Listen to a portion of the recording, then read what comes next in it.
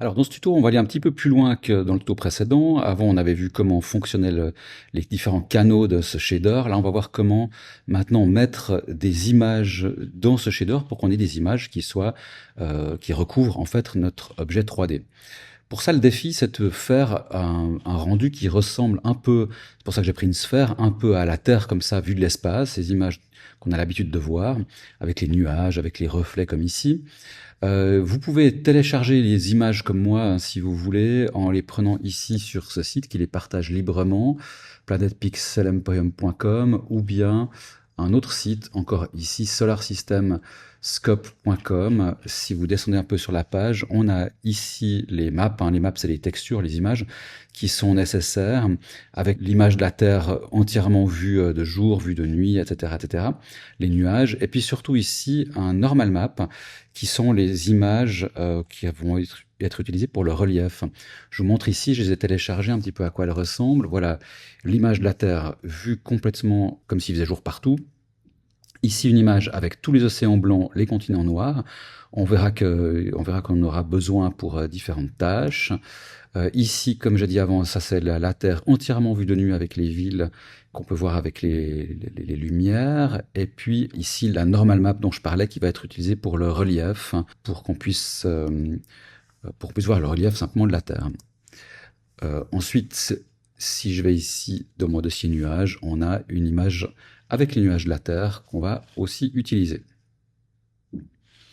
Alors, comment je vais déjà préparer ma scène? Alors, je vais mettre ici sur ma vue finale de rendu. Moteur de rendu, je vais mettre directement sur Cycles. GPU, comme d'habitude, hein, c'est la carte graphique qui calcule. Et puis, j'ai ici, j'ai mis un sun, en fait, je remonte vite. Si je delete la lumière, majuscule A, light, et puis sun. Voilà, comme ça, j'ai mon soleil qui est là. Comme ça, un soleil, tous les rayons sont parallèles, donc si je bouge comme ça, mon soleil, ça change rien. Par contre, si je change sa rotation, voilà, là, on voit que ça a une influence sur l'éclairage de ma scène. Ensuite, comme on est dans l'espace, il fait tout nuit dans l'espace intersidéral, donc j'ai mis ici, comme dans l'autre tuto, notre monde en fait à 0, comme ça. Si j'enlève les gizmos, on voit qu'il fait complètement nuit et que j'ai rien du tout qui est éclairé sur la Terre. C'est comme ça que ça se passe en vrai, quoi. Ok, alors maintenant, on va pouvoir avancer un petit peu avec notre présentation de la Terre. On avait vu que base color, c'était la couleur de notre objet. On pourrait la mettre bleue, mais on va faire mieux que ça. Je vais faire majuscule A ici pour faire venir le menu, comme même majuscule A ici pour faire venir le menu avec les objets. Majuscule A ici, et ça me permet de faire venir ici le menu texture et image texture qui est ici. Le plus simple, je trouve, c'est de faire majuscule A, de taper avec le filtre image, image texture vient direct. Voilà, ça c'est ce qui va me servir de lien avec mon fichier sur le disque. Donc je vais faire open, texture. Bah tiens, ici, il n'est pas forcément au bon endroit. J'aurais pu faire quelque chose de mieux. Et je vous conseille de le faire directement. C'est de sauver, voilà, ici, de sauver votre fichier au bon endroit sur le disque. Et du coup, qu'est-ce que vous devez avoir après comme arborescence? C'est mon fichier que je viens de sauver ici, avec un dossier qui est vraiment juste voisin de mon fichier blend, qui s'appelle texture, et dedans toutes vos textures. Donc vraiment les textures, c'est des fichiers images ici qui vont être à rechercher. Ça me permet que quand j'ouvre simplement ici, il m'amène directement au bon endroit. Je fais texture, terre, hop, je prends mon fichier et c'est prêt. Ça me permet surtout, en plus, hein, mais je ne vais pas trop m'étendre là-dessus, que si après vous vouliez partager en fait tout votre dossier avec quelqu'un, vous êtes vraiment sûr de tout avoir à disposition, que tout est rassemblé. Bref, ici, je vais prendre ce qui sort de mon nœud, hein, c'est toujours ça le même principe, ce qui est à droite, c'est ce qui sort, là, c'est la couleur. Je vais le mettre dans ce qui va rentrer dans mon Principal BSDF, aussi la couleur. D'ailleurs, on voit que là, c'est jaune et jaune, c'est pas pour rien, c'est les mêmes, même type de valeurs qui sont transmises. Et on voit ce qui se passe ici, on a notre Terre qui apparaît sur notre sphère. Ça marche bien. Peut-être que mon sun pourrait être un petit peu plus fort, alors je vais juste régler une fois, mettons, voilà, le soleil à 3 pour qu'on ait une valeur un petit peu plus crédible. Et puis j'enlève ici le gizmo, comme ça on a vraiment que la Terre qui est visible. Voilà, alors ça c'était juste pour vous montrer comment ça marchait. Très très vite on peut mettre une image sur un objet. Peut-être juste un truc aussi à s'habituer à faire. Si je fais CTRL-T maintenant, en fait, je vais avoir 2 nœuds supplémentaires qu'on verra un petit peu davantage dans le prochain tuto, mais qui me permettent de choisir comment, en fait, mon image va être projetée sur mon objet 3D, en fait. Commande-T, CTRL-T, pardon. C'est très pratique et CTRL-T fonctionne que si vous avez mis, si je prends les préférences ici, add-on, que si vous avez mis l'add-on Node Wrangler actif.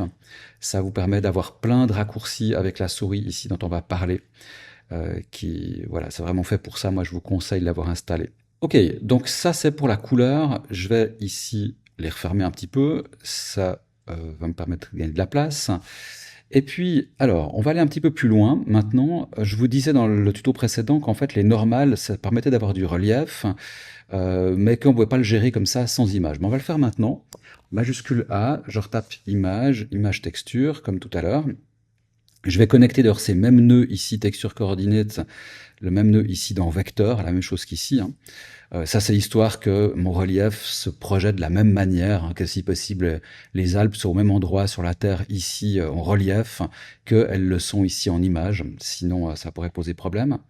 Et maintenant, l'idée, ce serait de connecter directement la couleur dans les normales. Mais on voit bien ici, ça passe du jaune au bleu-violet comme ça. Donc, ça va pas le faire si facilement que ça. Et pour ça, en fait, ce qu'il va falloir faire, c'est mettre ce qu'on appelle un normal map. Alors, on pourrait les chercher là-dedans, c'est dans un endroit particulier. Là aussi, moi, je propose juste de se souvenir du mot normal. Normal map, il arrive là. Et puis on voit qu'il y a du jaune ici qui va me permettre de mettre color sur color, du violet, normal sur normal, tac. Et puis ici, on a connecté alors notre image ici, mais dont on n'a pas fait la référence encore.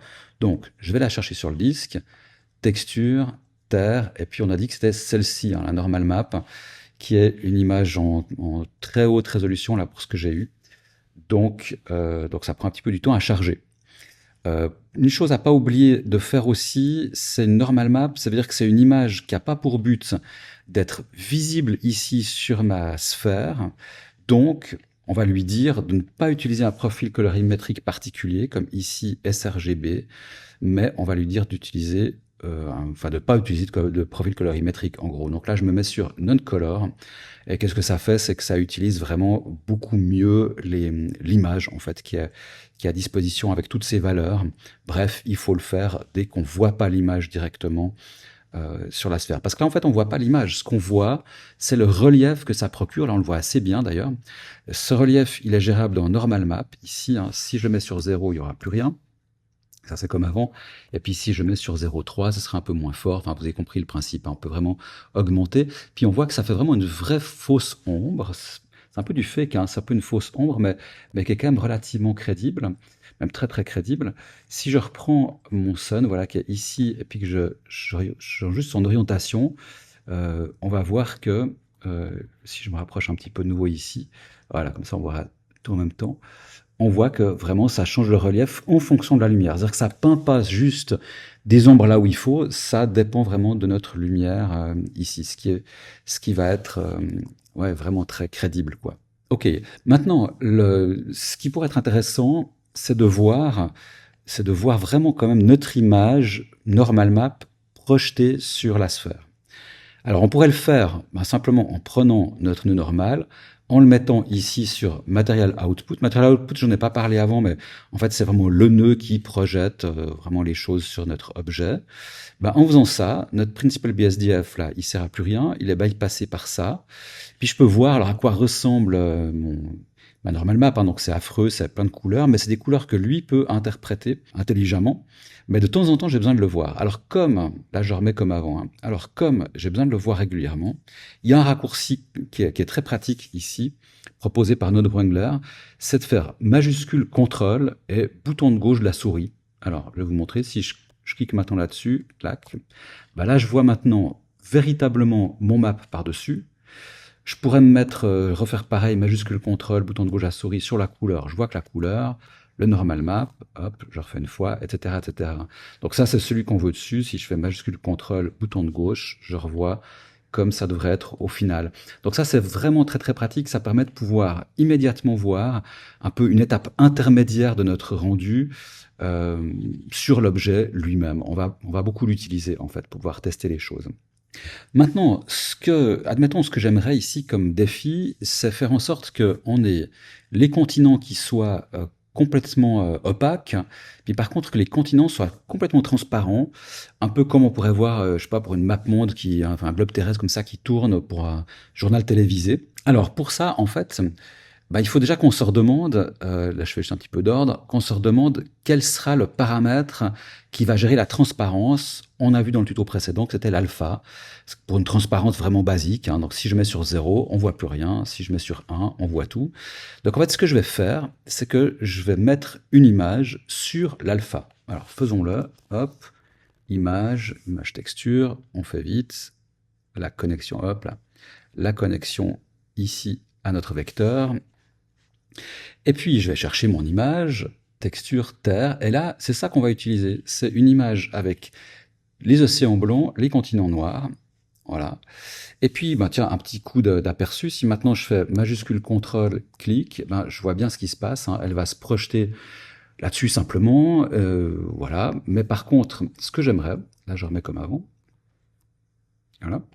Alors ce qu'on fait, c'est qu'on délègue en fait l'alpha ici, les sliders, à cette image-là, puis chaque pixel sera, ah ok, il y a du noir, donc noir c'est 0, hein, RGB c'est 0, donc l'alpha sera à 0, blanc c'est 1, 1, 1, donc c'est 1, ok, l'alpha sera à 1, et puis comme ça marchera. On va voir si ça fonctionne.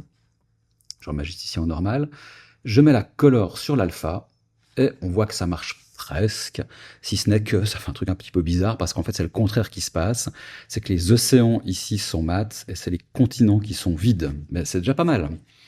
Maintenant, ce qu'il suffit de faire, c'est que entre deux ici, on va faire un négatif, simplement. Je pourrais le faire dans Photoshop, mais ça me donne l'occasion de vous montrer comment on fait là.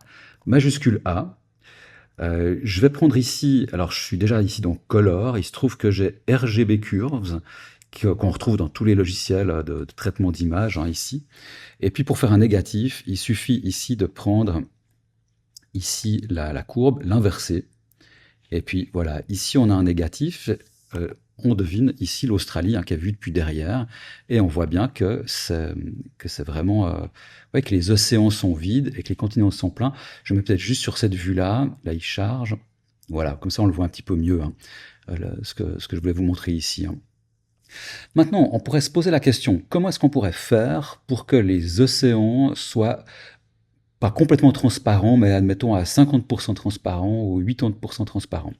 Si on regarde l'alpha, ben l'alpha maintenant j'ai plus aucun paramètre, je peux pas le bouger puisque c'est l'image qui a pris la main là-dessus. Ben, en fait la réponse c'est que, si je reprends ici mon image que j'ai posée dessus, hein, c'est que les océans sont blancs et c'est le 1 du blanc qui fait que c'est transparent, on avait dit ça avant. Ici, si maintenant j'active cette zone-là, on voit que j'ai fait le négatif. Alors ok, maintenant les océans sont noirs, bah, ils ne devraient pas être tout à fait noirs. C'est ça le truc en fait. C'est que si je monte maintenant le niveau de noir de l'océan, donc si j'arrive à faire du gris, voilà, comme ça. Alors je peux le faire avec ce nœud-là, mais je pourrais le faire autrement, hein, toujours. Mais tant qu'ici j'ai du gris, bah, j'aurai une semi-transparence. Alors je vais réactiver ici pour qu'on voit le truc, puis je vais le faire en direct. Voilà, là je vais baisser la transparence, complètement transparent, on voit l'Australie derrière, et plus ça devient gris pâle, de plus en plus clair, et plus l'Australie va finalement être invisible, parce que voilà, elle est vraiment très très très peu transparente. Et c'est ça qu'il faut retenir en fait, c'est que vraiment l'image qui va être visible ici va donner une information sur n'importe lequel des canaux sur laquelle on va l'envoyer, en fait. Et ça, c'est hyper riche, en fait. On va pouvoir faire des choses vraiment dingues avec. Alors, je vais me remettre ici en vue normale, comme ça, voilà, avec mon rendu final. Et puis, admettons que j'ai pas forcément envie que ce soit transparent. Là, c'était vraiment juste pour vous montrer. Donc, je vais supprimer en fait le lien. Pour supprimer le lien ici, nouveau raccourci grâce à Node Wrangler, j'appuie sur commande et je fais bouton droite de la souris et ça me permet de couper en fait ce lien. Ça, c'est super pratique. Commande, bouton droit de la souris, clac. Voilà. Mais par contre, ce que j'aimerais vous montrer, c'est que la même image qui est disponible ici, ben, je peux la mettre justement sur un autre canal. On avait vu dans dans notre tuto sur le shader, en fait, avec Suzanne, la tête de singe, qu'en fait, on pouvait rajouter un espèce de vernis, en fait. Alors, on va juste essayer de le faire ici. On va essayer de faire en sorte que les océans soient brillants, comme c'est le cas en réalité. Pour ça, je vais mettre un vernis sur ma terre, et je vais augmenter l'effet assez fort, augmenter le roughness, ouais, là, ça me semble vraiment très très fort, mettre un peu moins fort quand même, mais pour la démo, c'est peut-être pas mal si c'est très fort quand même. Voilà. Et puis, je cherche à me mettre ici dans une zone où on voit que, en même temps, ici, l'océan Atlantique et les continents, ici la France, sont brillants. Ben, ce qu'on va faire ici, c'est que on va connecter, mettons ici notre image directement sur le weight, hein, c'est le poids, donc c'est vraiment la force. Et on voit que notre image, la même image noir et blanc que j'ai utilisée tout à l'heure pour la transparence, ben là, elle va dicter la force, en fait, de notre coat, de notre couche de reflet, on pourrait dire. Puis là, on voit très bien, hein, c'est les océans qui sont brillants, les continents sont complètement mats. Puis on voit que c'est pas juste que ça a été peint par-dessus, hein, c'est vraiment si je bouge, c'est un espèce de vernis, une espèce de brillance. Ça, c'était le négatif. Ben, qu'est-ce qui se passe si j'inverse et que je branche ça dedans? Ben, qui l'eût cru, là, c'est le contraire. C'est maintenant les océans qui sont mats et les continents qui sont brillants. De nouveau, grâce à notre image. Puis alors, je vous le refais une dernière fois, mais si maintenant on voulait que ce soit un peu moins brillant, eh ben, on pourrait simplement... ouais, là, c'est le contraire que je fais, hein. Ici, je fais en sorte que les océans soient quand même un petit peu brillants. Mais voilà, si je baisse ici, on va voir que les continents sont plus mat. Bref, ce qu'il faut comprendre là, c'est que c'est vraiment la gestion de ma couleur, en fait, de mon image, qui va avoir un impact sur ben, ce que je décide de l'envoyer, en fait, ici. D'accord? Donc là, c'est pas du tout lui qui m'intéresse. Je fais X pour supprimer le nœud. Je remets ma couleur directe comme ça là-dedans. Et puis, on va voir que voilà, ça donne un résultat relativement conforme aux références qu'on avait ici de la Terre vue du ciel. Si on regarde, voilà, par exemple, cette image-là, on voit qu'il y a une espèce de brillance un petit peu équivalente. Puis là, les continents qui sont mats, un peu comme on a fait. Vraiment, c'est pas, je suis pas super fier de mon image ici, mais ça permet de comprendre quand même comment ça marche. Et ça, c'est pas mal. Ok, la dernière chose qu'on va faire pour vous montrer comment on peut connecter des images dans notre shader, c'est d'essayer de faire en sorte que on voit les lumières de la nuit quand il n'y a pas de lumière. Ah, voilà, ici on voit qu'on a une zone qui est complètement dans l'obscurité. Eh ben, on va la rendre pas complètement dans l'obscurité. On va lui mettre les lumières de la nuit. Pour ça, une nouvelle image. Hop, qu'on connecte aussi comme l'autre avec les vecteurs. Je vais chercher mon image, texture, terre. Alors là, c'est l'image vue de nuit avec les villes éclairées. Là aussi, ça va être une image non-color. Bah tiens, je pense que j'ai oublié de le faire. J'oublie souvent aussi pour mon image noir et blanc. On va la mettre aussi sur non-color, faire les choses bien. Et puis maintenant, mon image vue de nuit, on va se demander, ok, dans quel canal est-ce qu'il faut que je la mette? Et vous vous souvenez, l'émission, c'est de ça qu'il s'agit en fait. L'émission, c'est la couleur, si je remets sur 1, c'est la couleur qu'a l'objet quand il est éclairé par rien. Et là, on voit que du coup, ma Terre, j'ai mis sur 1, ben, elle est blanche de toute façon. Puis quand on voit là où elle est éclairée par le soleil, eh ben, on a un peu plus de détails, mais c'est comme une espèce de boule blanche lumineuse. Alors, c'est pas ça qu'on veut. Nous, ce qu'on veut, c'est que ce soit que les zones blanches de l'image qui soient lumineuses. Donc, en connectant là-dedans, j'ai une force à 1, mais qui correspond à cette image-là. Donc, on voit bien, alors ma Terre un peu sans dessus-dessous avec l'éclairage du soleil, c'est pas du tout réaliste, mais on voit bien qu'ici, on reconnaît l'Amérique. Voilà, je retourne un petit peu pour que ce soit plus juste. L'Amérique ici qui serait complètement vue de nuit. Ici aussi l'Europe qui serait vue de jour, cette partie qui est vue de jour. Et puis si je tourne ma Terre, vraiment là un peu dans tous les sens, voilà. Si je tourne ma Terre, on voit que ça va s'adapter. Et puis hop, voilà, ici, on voit qu'on l'Afrique, par exemple, ici, est éclairée, vue de nuit. Alors, ce qui, par contre, est faux par rapport à la vraie vie, en fait, à la réalité, c'est que ici, c'est comme si l'Inde, par exemple, avait ses lumières allumées, même en plein jour, en permanence, si tout le monde laissait ses lumières allumées en permanence. C'est pas juste par rapport à la réalité, ça dépend de l'algorithme de Blender, mais voilà, ça m'a permis de vous montrer qu'on pouvait très bien mettre une image aussi sur ce canal-là, pour pouvoir faire en sorte qu'il n'y ait que certaines parties qui soient lumineuses de nuit. Parce que là, vraiment, si on se retourne derrière la Terre, quand il fait complètement nuit, on n'a vraiment que cette image-là qui est qui est diffusée dedans. Maintenant, on aimerait aller un petit peu plus loin encore en mettant les nuages en fait dessus, hein. Là, on voit que la Terre sans nuages, on la reconnaîtrait pas. Pour ça, je pourrais mettre les nuages ici sur ce même shader, faire une arborescence compliquée en faisant des mix de shaders parce qu'on peut mixer en fait plein de choses. Mais là, je trouve que le plus simple, ça va être simplement de dupliquer la sphère de la Terre et faire une sphère légèrement plus grande par-dessus et qui ait les nuages. Alors, je la sélectionne, majuscule D, là j'ai une deuxième Terre. Je fais ESC pour qu'elle soit pile au même endroit. Puis je vais la scaler un tout petit peu. Voilà, là je vais scaler à peine. Je vais la renommer ici nuage. Et puis, bien sûr, comme j'ai dupliqué, elle a hérité aussi de l'image de la Terre, donc je vais supprimer la matière, en créer une nouvelle, que je vais appeler nuage. Voilà. Il me propose ici un BSDF, on va laisser ça comme ça, pourquoi pas. Là, c'est comme si maintenant la Terre était enrobée d'une espèce de couche nuageuse complète, hein, donc on voit plus la Terre par-dessous. Alors, ce qu'on va faire, c'est qu'on va reprendre une nouvelle image. Ça va être l'image de notre nuage qui est ici. Hop. Je la mets vite en uncolor, hein, parce que là, c'est pas exactement elle qu'on va voir, parce que je pourrais bien sûr mettre ici ma couleur par-dessus, on verrait les nuages, mais le noir, en fait, qui fait partie de l'image, sera pas transparente, alors il faudrait que je ruse après. Là, le plus simple, c'est de se dire, effectivement, on a des nuages qui sont tout blancs, puis par contre, on va mettre dans l'alpha, hein, qui est toujours la transparence brute, on va dire, on va le mettre par-dessus comme ça, et on voit que ça le fait très bien. Ici, j'ai mes nuages qui fonctionnent. Alors, je ne vais pas le faire ici, mais je pourrais, comme j'ai mis aussi de la brillance ici pour pour les océans et pas pour les continents, je pourrais aussi la rajouter pour que les nuages brillent un petit peu davantage. Je ne vais pas forcément le faire ici, hein.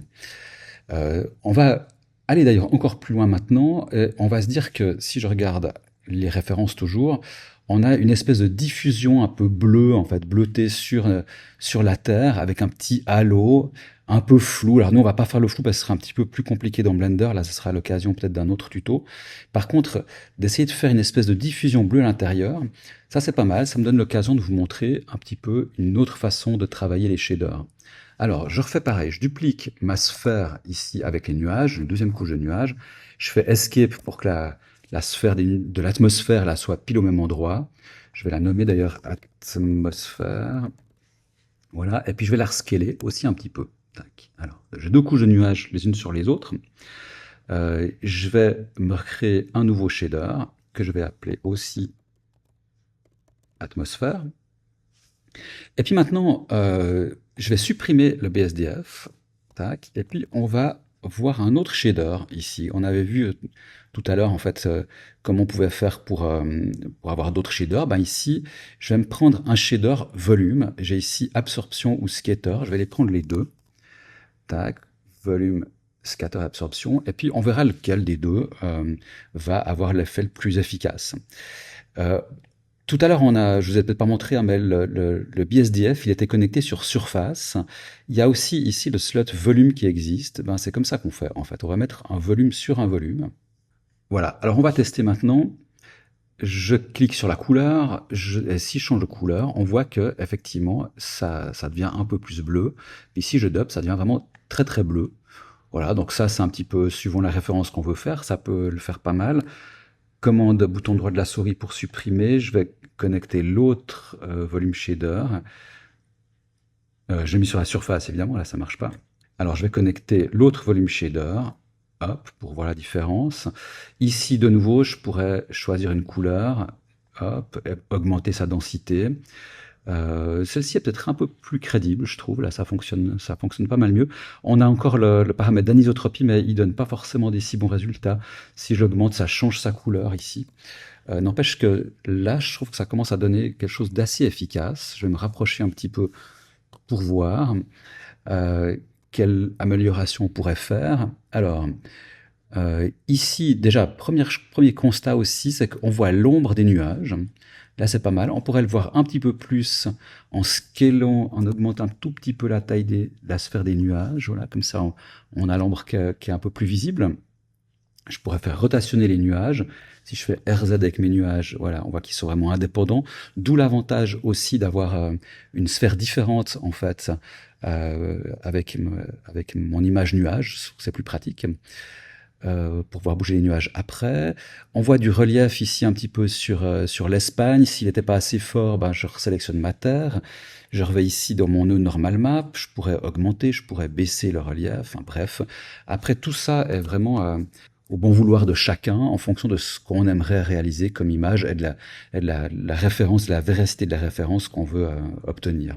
Voilà, donc c'est la fin de ce tuto. Avec ce tuto, vous aurez appris à mettre des images sur les canaux. Si vous avez compris qu'en fait, une image peut non seulement être visible, mais qu'elle peut servir de référence à tous les canaux, pour le relief, pour le vernis, pour plein de choses, la transparence, eh ben, vous avez compris ce qu'il fallait avec ce tuto.